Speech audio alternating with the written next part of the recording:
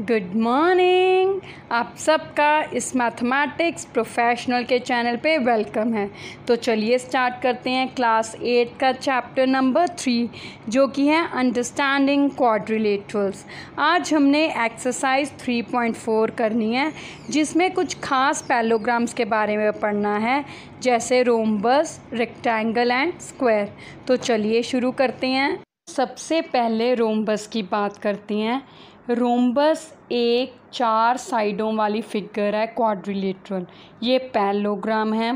सबसे पहली बात, इसकी सारी साइड्स इक्वल होती हैं, सारी भुजाएं इक्वल होती हैं। दूसरी बात, इसके डायगनल्स परपेंडिकुलर होते हैं। परपेंडिकुलर का मतलब दोनों डायगनल्स आपस में 90 डिग्री के एंगल पे कट करते हैं। ठीक है, तो ये था रोम्बस। अब बारी है रेक्टेंगल की।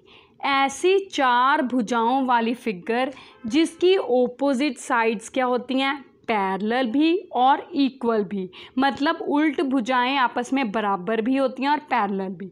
दूसरी बात, इसके सारे एंगल्स 90 डिग्री के होते हैं। तीसरी बात, इसके डायगनल्स की लेंथ लंबाई भी बराबर होती है। और अब आखिरी बात, इसके डायगनल्स आपस में बाइसेक्ट करते हैं, मतलब एक डायगनल के ही 2 छोटे हिस्से आपस में बराबर होते हैं। तो इसका मतलब 2 डायगनल्स 4 हिस्से हुए और चारों ही आपस में क्या हो गए, बराबर। तो ये था रेक्टेंगल। अब बात करेंगे आखिरी 4 साइडेड फिगर स्क्वायर की। इसकी क्या प्रॉपर्टीज़ है। पहली बात, सारी भुजाएं साइड्स क्या होती हैं, बराबर। दूसरी बात, सारे एंगल्स कोण किसके बराबर होते हैं, 90 डिग्री के। तीसरी बात, सारे जो डायगनल्स होते हैं, मतलब 2 ही डायगनल्स होते हैं, उनकी लंबाई आपस में क्या होती है, बराबर। और अब आखिरी बात, डायगनल्स आपस में बाइसेक्ट करती हैं, मतलब वो एक डायगनल 2 जो छोटे बराबर हिस्सों में बांटा गया है वो आपस में बराबर है, मतलब 2 डायगनल्स 4 हिस्से, चारों हिस्से आपस में क्या होते हैं, बराबर। तो ये था स्क्वायर। अब बढ़ते हैं एक्सरसाइज 3.4 पर। पहला क्वेश्चन है, कहता स्टेट वेदर ट्रू और फॉल्स, मतलब ये जो सारे पॉइंट्स हैं ये बताना है सही है कि गलत। पहला ए पार्ट है, ऑल रेक्टेंगल्स आर स्क्वायर्स। क्या सारे आयत वर्ग हैं, सारे रेक्टेंगल स्क्वायर हैं। तो ये क्या है, गलत। क्यों? क्योंकि रेक्टेंगल में सिर्फ ओपोजिट साइड्स बराबर होती हैं जबकि स्क्वायर में सारी साइड्स बराबर होती हैं। तो ये हो गया गलत, फॉल्स। अब B part, all rhombuses are parallelograms. ये बिल्कुल ठीक है, सारे रोम्बस पैलोग्राम है, ये अभी हमने डेफिनेशन करी है। Third part, all squares are rhombuses and also rectangles. कहता सारे स्क्वायर रोम्बस भी है, रेक्टेंगल भी, बिल्कुल ठीक, क्योंकि स्क्वायर में भी सारी साइड्स बराबर, रोम्बस में भी। रेक्टेंगल में ओपोजिट साइड्स बराबर होती है, तो वो स्क्वायर में तो ओपोजिट है ही हैं जब सारी बराबर हैं, तो ये भी ठीक है। D part, all squares are not parallelograms, false. Square parallelogram है, क्यों? क्योंकि पैलोग्राम में ओपोजिट साइड्स बराबर होती हैं, स्क्वायर में ओपोजिट क्या सारी बराबर होती है, तो ओपोजिट तो होंगी, तो ये हो गया फॉल्स।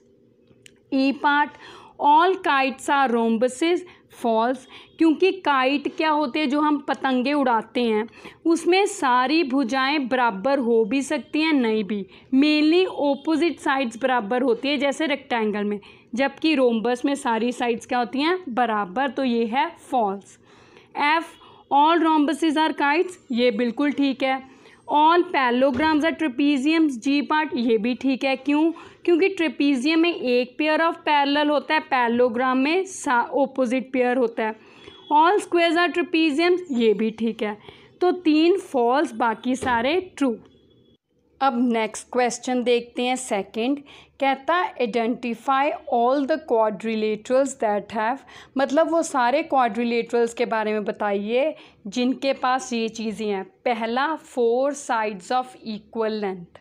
अब 4 साइड्स ऑफ इक्वल लेंथ मतलब 4 भुजाएं जो आपस में बराबर है, तो ऐसी कौन सी होती हैं, स्क्वायर एंड रोम्बस। ये हमने अभी प्रॉपर्टीज़ में की है, ठीक है। दूसरा, 4 राइट एंगल्स, मतलब ऐसी 4 भुजाओं वाली आकृति फिगर जिनके चारों कोण एंगल्स 90 डिग्री के हों। तो ऐसा कौन सा है? Square and rectangle. ये भी अभी हमने प्रॉपर्टीज में किया है, ठीक है। तो चलिए अब नेक्स्ट क्वेश्चन देखते हैं। अब इस क्वेश्चन में क्या कहा गया है, कहता है explain how a square is, मतलब स्क्वायर को अलग अलग फॉर्म्स में कैसे हम एक्सप्लेन कर सकते हैं। पहला क्वाड्रिलेटरल, तो क्वाड्रिलेटरल स्क्वायर कैसे है? 4 भुजाएं हैं तो क्वाड्रिलेटरल है।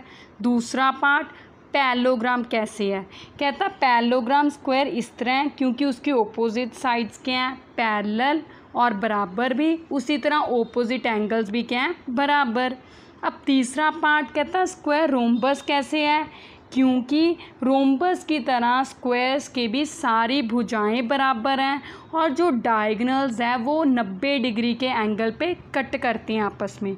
यही रोम्बस की प्रॉपर्टी है, यही स्क्वायर की है, तो इसीलिए स्क्वायर रोम्बस है।